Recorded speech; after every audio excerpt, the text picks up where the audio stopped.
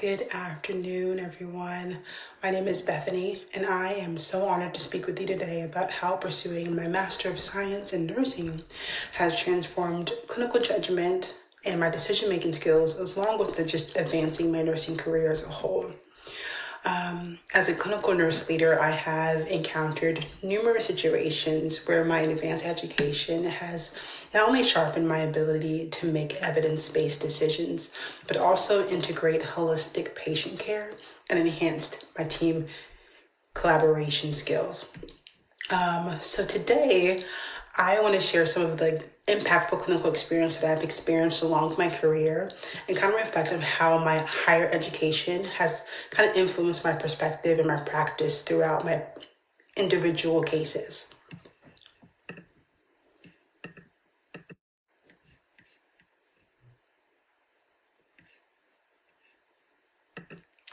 So first things first, I kind of want to talk about our overall goal as a hospital. So as our hospital seek magnet status, increasing the numbers of our graduate and prepared nurses is a key initiative for us. Magnet hospitals are recognized for nursing excellence, which directly correlates with better patient outcomes, lower mortality rates, and improved job satisfactions among the nurses. One of the most significant ways as a higher education degree enhances nursing practice is by refining those clinical judgment skills and decision-making skills. These skills are essential for patient safety, effective care, coordination, and leadership in healthcare settings. During this presentation, you'll kind of see how my education has kind of influenced that. So you have like a real life experience or example of how a higher education can kind of pursue that. Let's see here.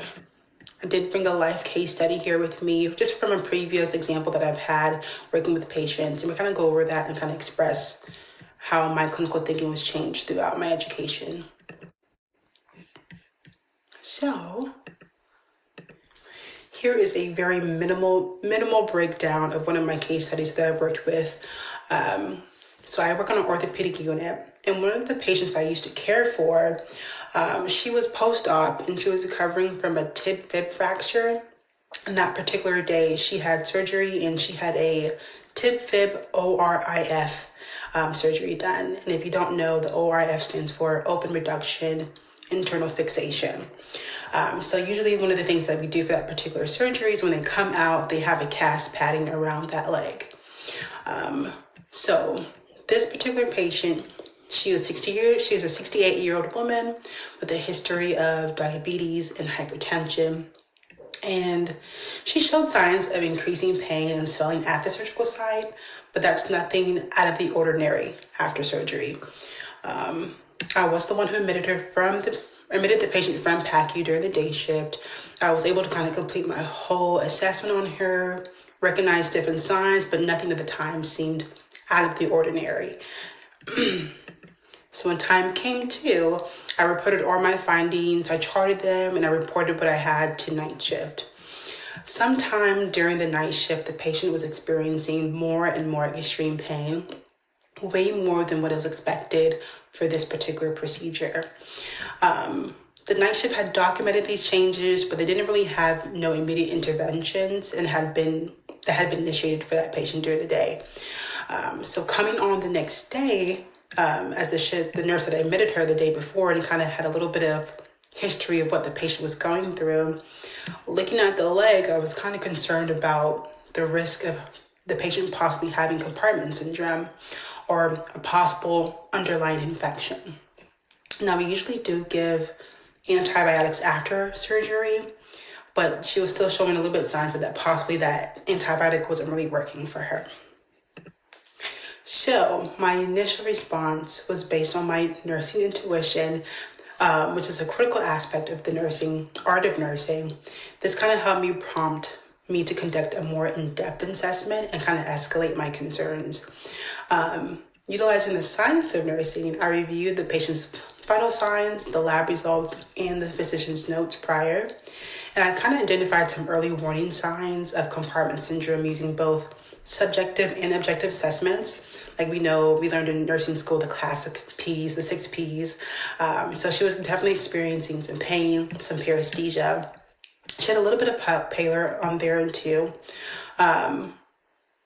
Paralysis, not fully, but just there was some weakness due to the pain and stuff like that. A little bit of pulselessness and pressure. So she was definitely showing those signs of compartment syndrome. We also noticed a slight mild fever, which kind of, looking at her labs, we noticed an increase in her white blood cell count. There was definitely a decrease in her cap refills, and which kind of affected the limb overall.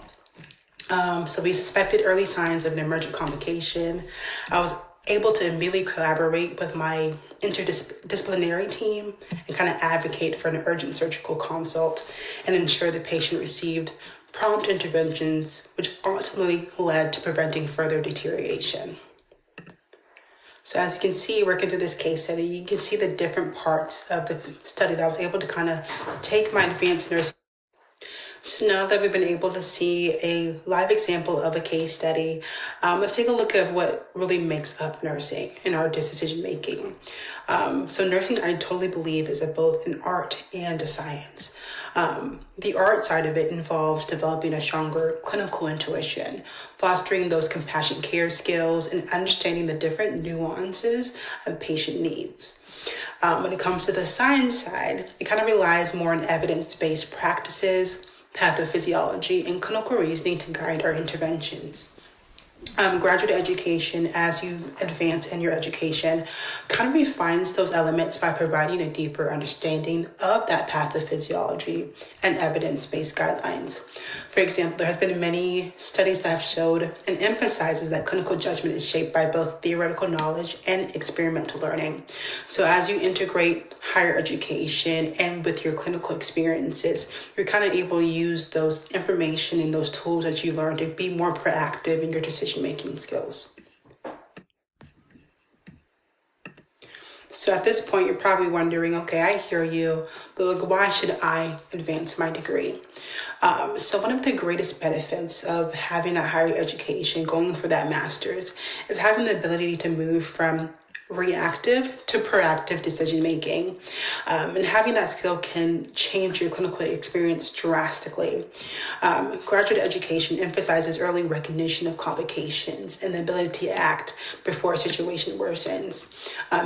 Some studies that I've seen have kind of like gone through, it kind of frameworks that or highlights how advanced education transitions nurses from competent practitioners to expert clinicians who anticipate not only complications, but complications before they arise. Additionally, having that higher education, that master's coursework in areas like advanced health assessment and leadership training prepares nurses to take on more complex decision-making roles, particularly in collaboration and interdisciplinary team settings. Okay, so let's look at the evidence-based supports. So evidence supports the positive impact of having that master's degree, not only for nurses, but also for patient outcomes. A lot of studies have shown that after reviewing many documents, the hospitals that have higher numbers of BSN and master prepared nurses report lower mortality rates, reduced complications, and improved patient satisfaction scores. Furthermore, graduate education fosters interdisciplinary collaboration, and master prepared nurses are more equipped to communicate effectively with physicians, physical therapists, and other healthcare providers to create a more comprehensive and more fluid care plan for patients. Okay, so let's take a look at the personal and ethical growth. So graduate education transforms a nurse's personal values and ethics by reinforcing the importance of patient advocacy, moral resilience, and leadership. Master-prepared nurses are equipped to navigate ethical dilemmas and drive systemic changes that enhance patient safety. According to a couple of studies that I've researched, moral resilience is a key outcome of advanced education, allowing nurses to kind of withstand that ethical pressure and advocate effectively for their patients. The master curriculum, the MSN curriculum, also strengthens ethical reasoning, providing nurses with frameworks to assess dilemmas in complex cases involving autonomy, benefits, and justice. Additionally, master prepared nurses are more effective in leading ethical discussions with interdisciplinary teams, ensuring patient-centered care aligns with best practices and legal standards. Ethical leadership in nursing improves outcomes, reduces burnout, and fosters a culture of safety and accountability.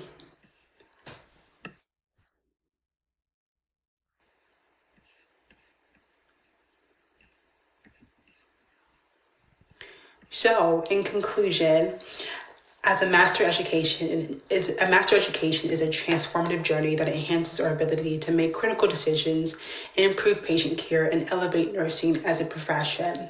As our hospital strives for magna standards, I encourage you to kind of consider advancing your education, especially if you're looking for all those different characteristics that I was mentioning before.